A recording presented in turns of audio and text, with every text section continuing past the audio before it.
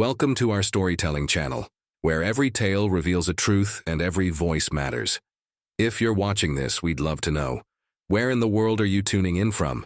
Drop your city or country in the comments below. Your story matters too.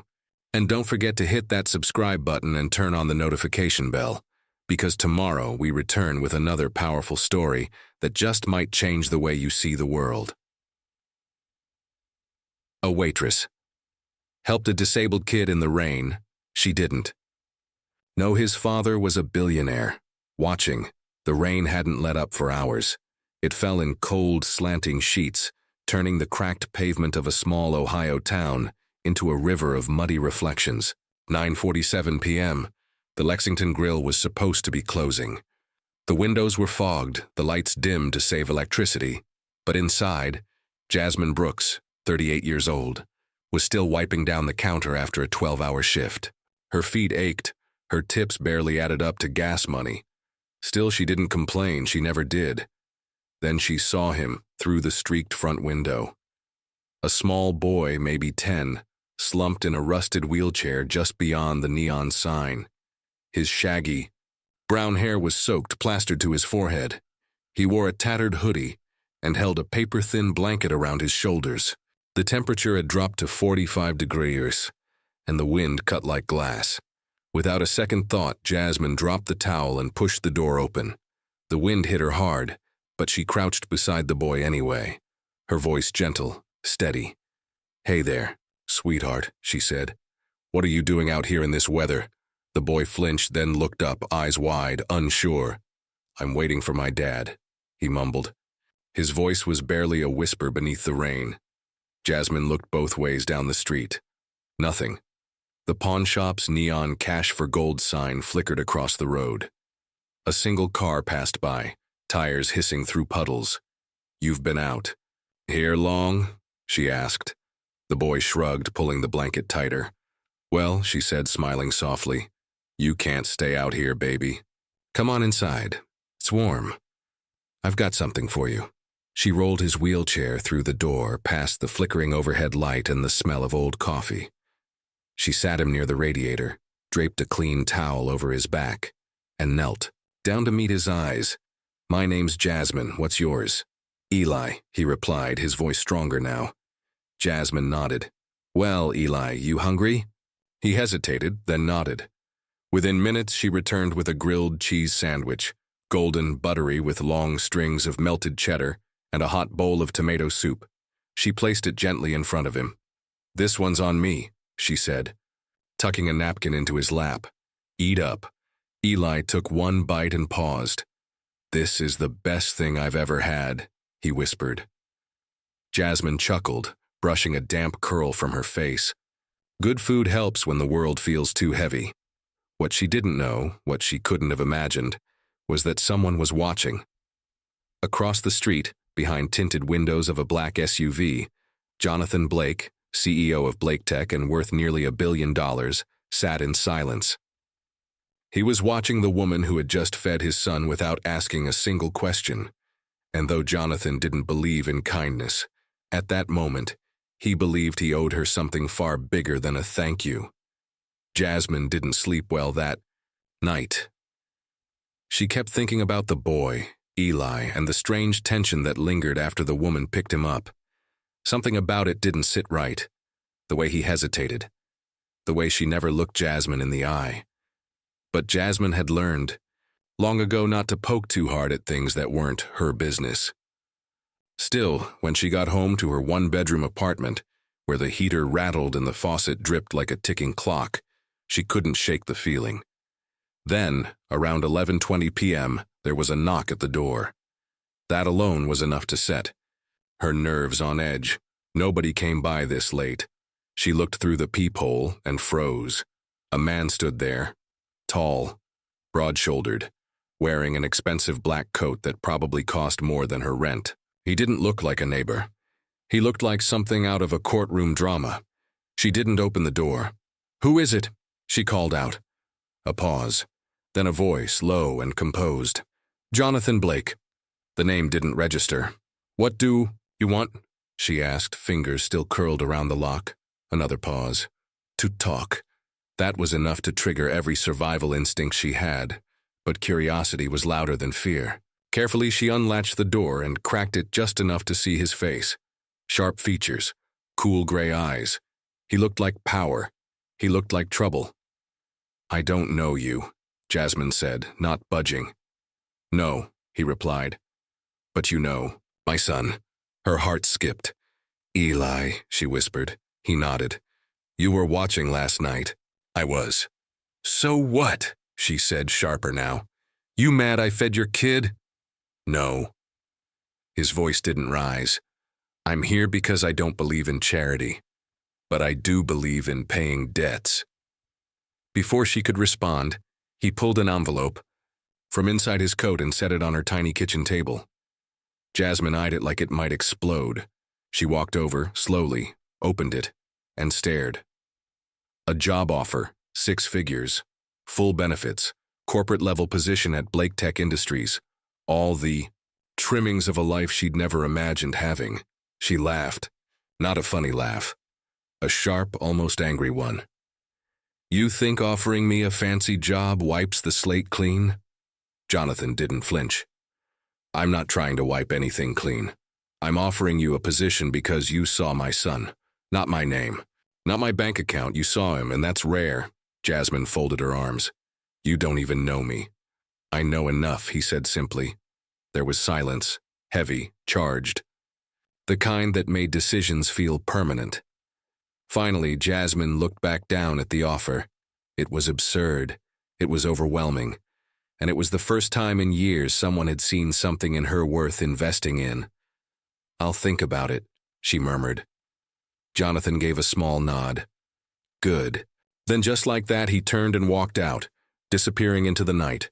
Jasmine stood there, heart racing, the envelope in her hands feeling heavier than gold, because deep down she already knew. She wasn't just thinking about it. She was going to say yes.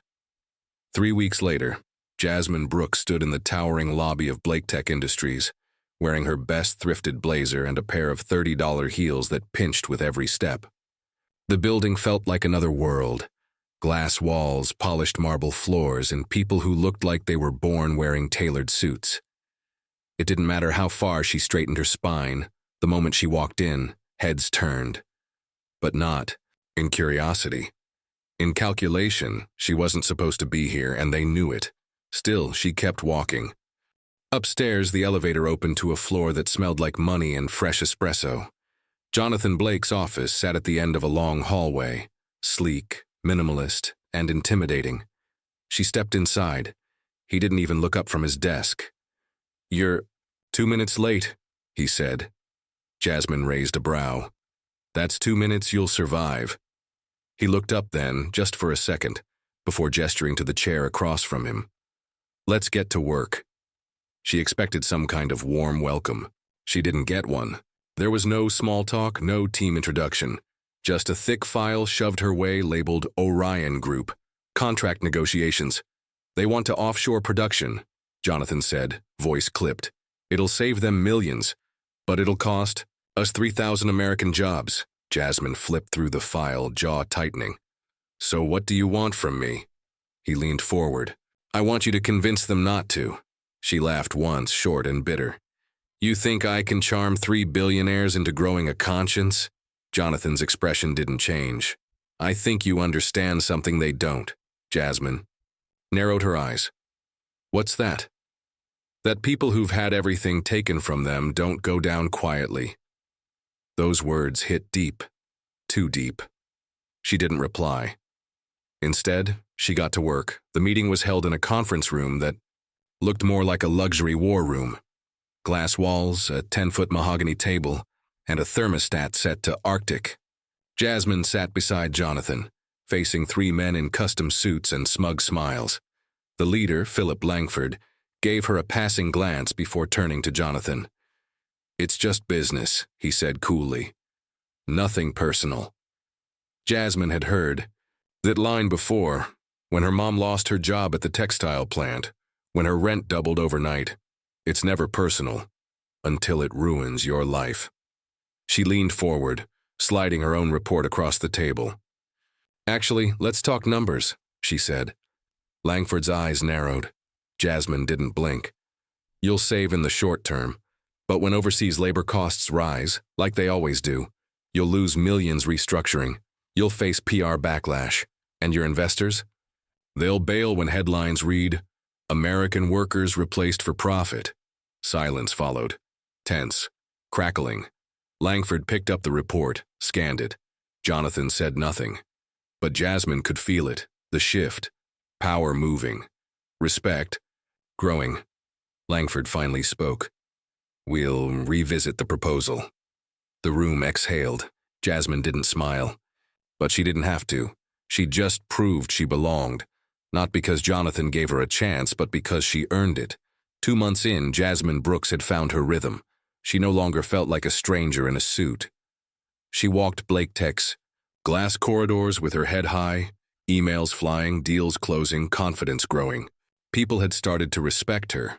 Some even admire her. But admiration in the corporate world is a fragile thing. She had just returned from a successful client lunch when Chloe, Jonathan's executive assistant, caught her in the hallway. Her tone was clipped. Urgent. We have a problem. Jasmine frowned. Define problem. Chloe didn't speak. She handed over a printed email. Jasmine barely got through the first lines before her stomach dropped. It was a forwarded message. To the press. A confidential internal report about Blake Tech's finances. The kind of document that could tank stocks and trigger investigations. At the bottom of the email, under the sent from line, was her name. Her breath caught. This isn't mine. I know, Chloe said quietly. But someone wants it to be. Jasmine looked up, her voice barely steady. Who's seen? It, Jonathan, and the board. Her blood turned to ice. She rushed to Jonathan's office. He was already waiting. Jacket off, tie loosened, the email in front of him like a loaded gun. His expression unreadable, his tone cold. Tell me. I wasn't wrong about you. Jasmine slammed the email onto his desk. This is not me. He didn't look at the paper. He didn't need to. I want to believe you, he said, his voice low. But the board is calling for action. This leak could cost us millions. I understand exactly what's at stake, Jasmine snapped. Pacing now. But you and I both know what this is. I'm the easy target, the new hire, the outsider, the black woman who wasn't supposed to get this far. He didn't interrupt. He didn't disagree. Do you think I did this? She asked, voice raw. Jonathan looked at her for a long time, then said softly, No, but the board does. That was all she needed. Then we find out who really did, she said. Jonathan straightened. We? For once, she said. Don't. Act like I need to be rescued. We both have something to lose here. He nodded, just once. And for the first time, Jasmine saw something shift behind his eyes. Not doubt. Trust. They worked through the night. Server logs, internal access reports. Chloe joined them, tracing IP addresses, cross-checking logins. Whoever framed Jasmine had been smart, rerouting through a masked proxy, leaving minimal fingerprints, but not smart enough. By sunrise, they had it. A second account linked to Eric Calloway, a longtime executive with a spotless reputation and a history of letting others take the fall. He had used Jasmine's ID as a cover. By noon, Jasmine stood before the board. Not as a suspect, but as a storm. She laid out every file, every trace, every connection. Calloway's face turned pale. This is what happens, she said, her voice steady, when you underestimate the wrong woman.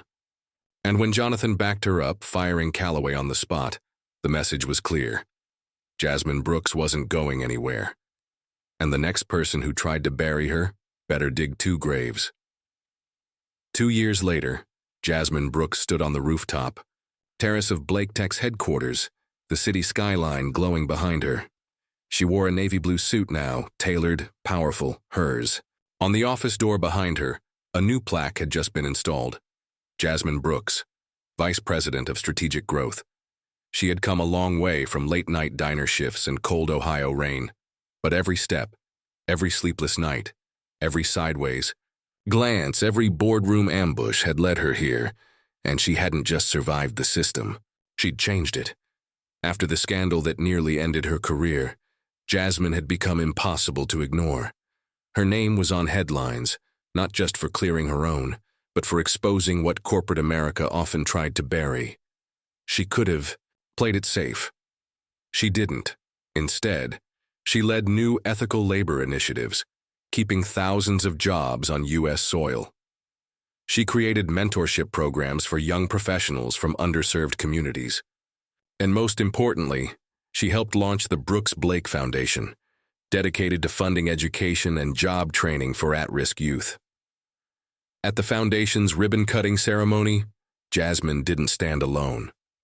By her side was Eli, now 17, taller, stronger, still in his wheelchair but unstoppable all the same. He wore a crisp blazer over a Blake Tech tee, holding a microphone with the same quiet confidence Jasmine had once seen in his eyes over a grilled cheese sandwich. "I wouldn't be here," he said to the crowd, "if she hadn't seen me that night. Not just seen me, but cared. This place, this opportunity. It started with a warm meal in a cold storm. That's the kind of investment that never fails." Jasmine looked at him, pride swelling in her chest. She remembered that boy, shivering, under a diner sign. And now he was headed to college, full scholarship, majoring in urban development. Jonathan Blake stood nearby, watching silently. He had changed too, not softened, but sharpened in a different way. Less armor, more awareness. He didn't like admitting it, but Jasmine had forced him to grow in ways no merger ever could. After the speeches, Jonathan approached her quietly. "You ever think about where you'd be if you hadn't opened that door that night?" Jasmine smiled. "You ever think about where you'd be if I hadn't?" They both laughed, rare and real. But Jasmine wasn't done. Not by a long shot. The boardroom still had ceilings to break. The streets still had kids who were cold, forgotten, waiting for someone to care. And as long as Jasmine had a voice and a seat at the table, she was going to use it. Because kindness isn't weakness, because power doesn't have to crush, and because sometimes the best revolutions start not with a strategy, but with a sandwich. What would you have done if you were Jasmine that night? Would you have invited Eli inside? Would you have trusted the offer from Jonathan Blake or walked away? Stories like this remind us that one small act of kindness can spark a chain reaction that changes lives. But they also reveal the invisible battles people face every day, fighting for dignity, recognition, and a seat at the table. We want to hear from you. Have you ever experienced a moment where kindness changed your path? Have you ever been underestimated and proved them wrong? Or maybe, like Jasmine, you've stood your ground in a world that didn't expect you to rise.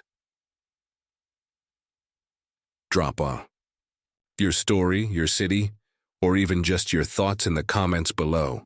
This isn't just a channel, it's a community. And your voice could be the one that inspires someone else to take their next brave step. And don't forget, tomorrow we return with another powerful story. So hit that subscribe button and turn on the notification bell, because the next story might be about someone just like you,